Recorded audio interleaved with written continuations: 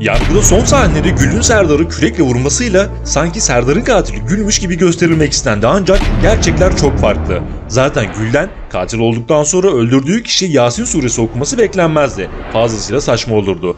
Evet, bu sahnede eksik parçalar vardı. Mesela Serdar daha ölmeden önce Çınar'la boğuşacak. Çınar'ın boğazındaki izler boşuna olmadı. Bunun yanı sıra bir de Serdar'ın Osman'ı vuracağı sahne var. Bu da gösterilmedi.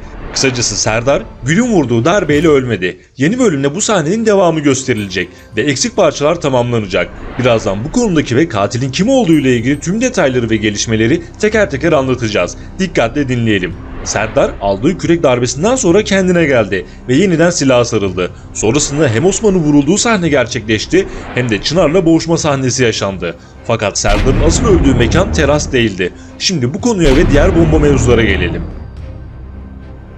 Dikkat ettiyseniz Merdan Dede ve diğerleri terasta temizlik yaparken Çınar iç kısımda bulunan bir odanın duvarına bulaşan kan lekelerini temizlemek için sıva yapıyordu.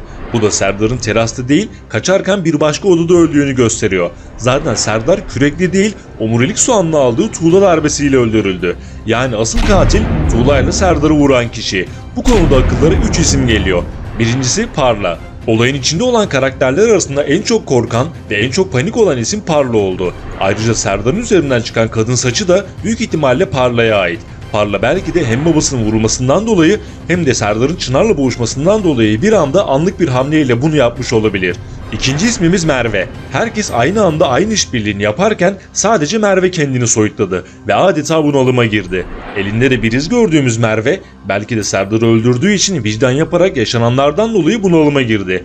Fakat Merve katil olsun veya olmasın bu sırrı her an ifşa edebilir. Çünkü ağır derecede bunalıma girdi ve kendini diğerlerinden ayrıştırdı. Sonuç olarak olayı ifşa eden kilit isim olabilir. Üçüncü ismimiz ise Merdan Dede. Öncelikle Merdan Dede'nin büyük bir amatörlük yaptığını söyleyelim.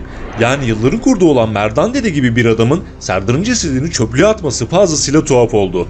Evet, belki de Serdar'ın omurilik soğanla tuğlayla vuran kişi Merdan Dede'dir. Zaten hastalık senaryosu olan ve dizide çok az bir ömrü kalan Merdan karakteri bu şekilde diziye veda edebilir. Bu arada Defne, Merdan'ın Çınar'a herkese söyle terasta buluşalım dediğini Eren'e anlatabilir.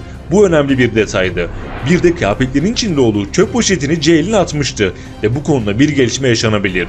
Bonus olarak Osman'ın geçtiğimiz bölümde söylediği bir detaya değinelim. Osman Gül'le konuşurken gözümü kapattığımda hep parmaklıklar görüyorum diyerek ince bir ayrıntı verdi. Bakalım bu konuda bir sürpriz yaşanacak mı? Öte yandan Ceylin Osman'ın yaralandığını görerek ailesinin bir işler karıştırdığını anladı.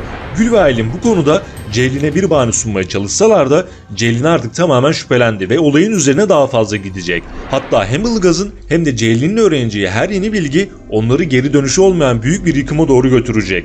Zaten Gül Zafer'in fotoğrafıyla konuşurken Serdar ölüp giderken bile ailemizi mahvedecek diyerek spoiler'ı vermiş oldu. Elbette her şey bunlarla bitmedi. Bir de bomba gibi bir Yekta detayı var. Şimdi gelelim bu konuya. Geçtiğimiz bölümde Yekta'nın elinde bir kesik olduğunu ve çöplüğe gittiğini öğrendik. Muhtemelen bu konunun Serdar'la bir bağlantısı ortaya çıkacak.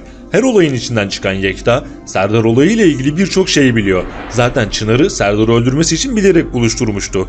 Doğal olarak bu durumda işler yolunda gitmiş mi diye kontrol etmek isteyecektir. Belki de Yekta, Serdar'ın ölüp ölmediğinden emin olmak için çöplüğe kontrol etmeye gitti ve bu esnada bir şekilde elini kesti. Serdar'ın üzerine bulunan kanlar Yekta'ya ait olabilir. Tabii bir de Serdar'ın parmak izinin Yekta'nın evindeki biblodan çıkacağını hatırlatalım.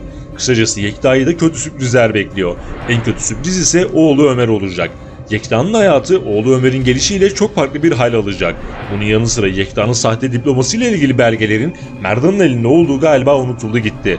Bir başka kötü sürpriz ise Pars ve Derya'yı bekliyor. Yekta'nın son oyunuyla yaşadıkları ilişki ortaya çıkacak ve işler iyice karışacak.